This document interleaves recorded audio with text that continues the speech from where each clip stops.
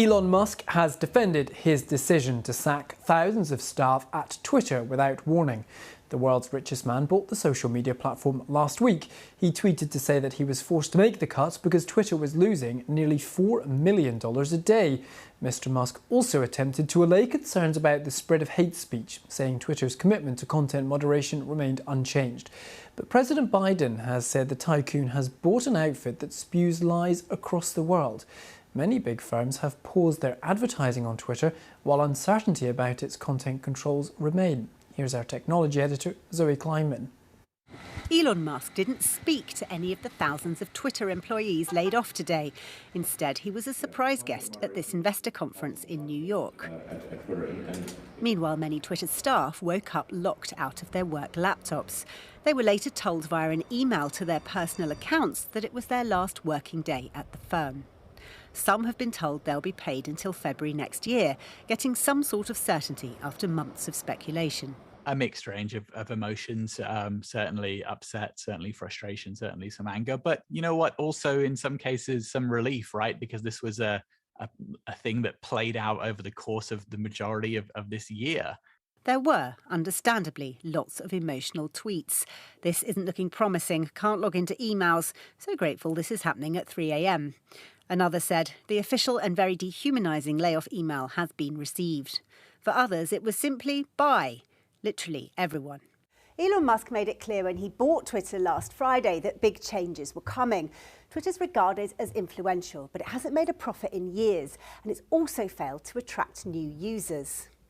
Twitter makes its money from adverts, and businesses are spending less on that as the financial crisis bites.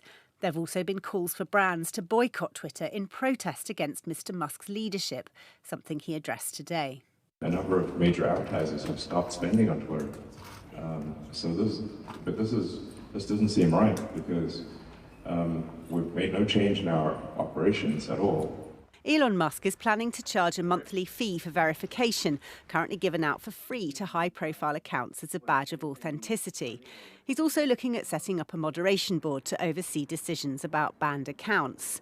For those staff who remain, Twitter under Elon Musk, who says he expects an extreme work ethic, will be a very different environment.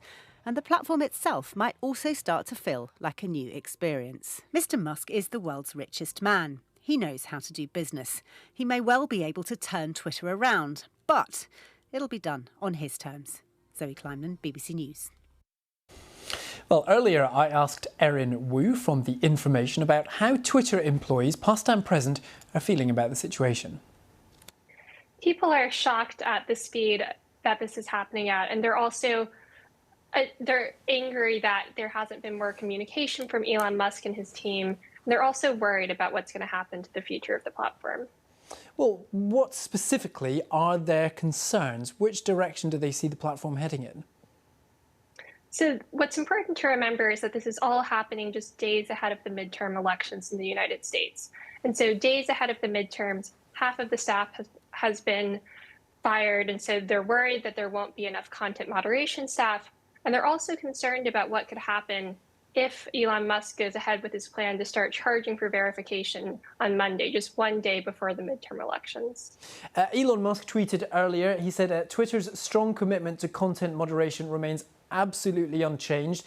And he says, in fact, we've actually seen hateful speech decline below our prior norms, contrary to what you may read in the press. Does that tally with what you're seeing? Sure. I can't confirm or deny what he's saying about the amount of hateful speech on the platform changing. But what I can say is that, for example, the curation team, which was responsible for essentially helping determine what people saw through trending topics, that team has just been absolutely decimated by these cuts. And so people are concerned that those changes and others may lead to more misinformation on the platform ahead of Tuesday's elections. Thinking longer term about the platform, how does Twitter look to you, kind of short, medium and long term under Elon Musk? I think all we can say at this point is it's going to be incredibly difficult.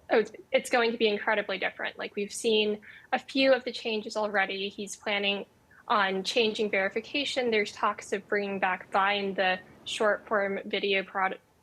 There's also been some indication of what he's planning on shuttering, and so that's review and notes the longer form content. So there's definitely a lot of product changes coming up, and what's, I guess, left to be seen is how well he's able to execute. He says this was necessary to make these cuts because the platform was losing $4 million a day. Sure. It's now his company. It's his right to do with it as he pleases, really, isn't it? Sure. I mean, yes, that is definitely one way to look at it. I think it's also important to add that the amount of financial pressure that Twitter is under has been increased by the way that he financed his bid to buy the platform. And so he's added around $1 billion of debt that needs to be repaid every year. And so that obviously ups the financial pressure quite a bit.